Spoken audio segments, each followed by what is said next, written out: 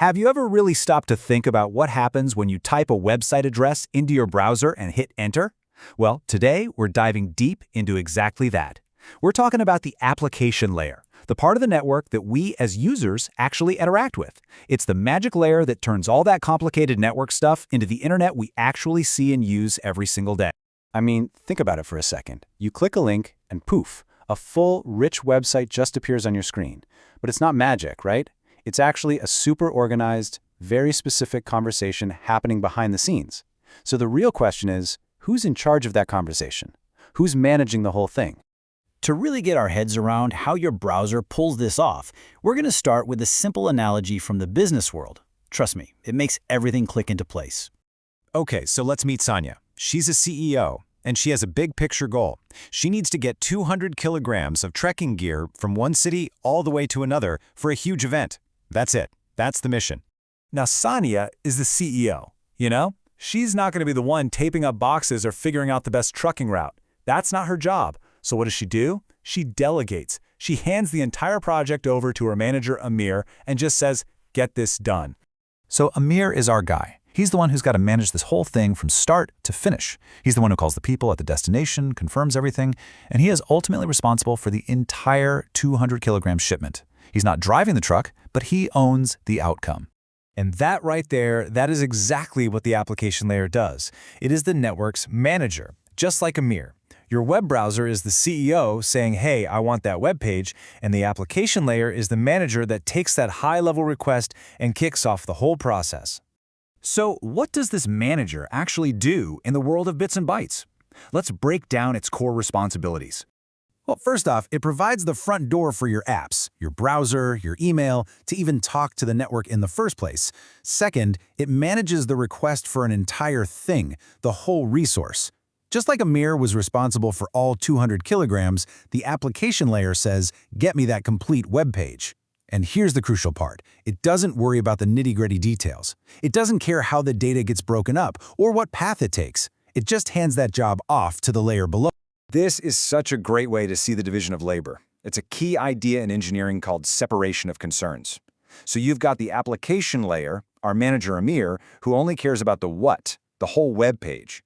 Then, right underneath, you have the transport layer. Think of them as the dispatch team. Their job is the how.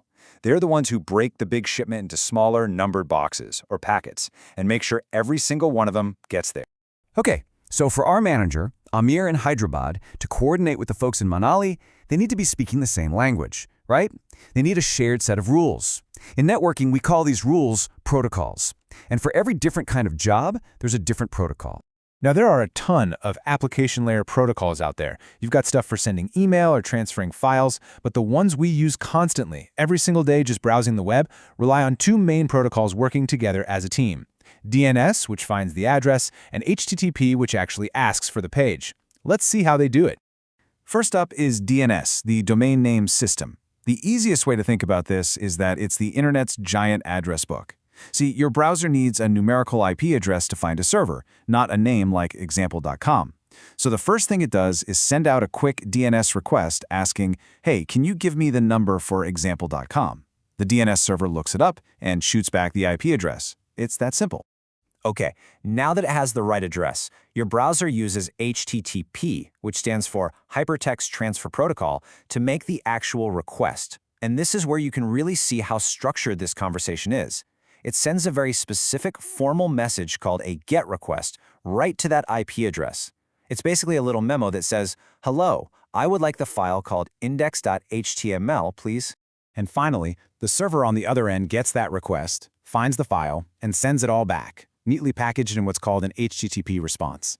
This response contains all the raw code, the HTML, the CSS, the JavaScript that your browser needs.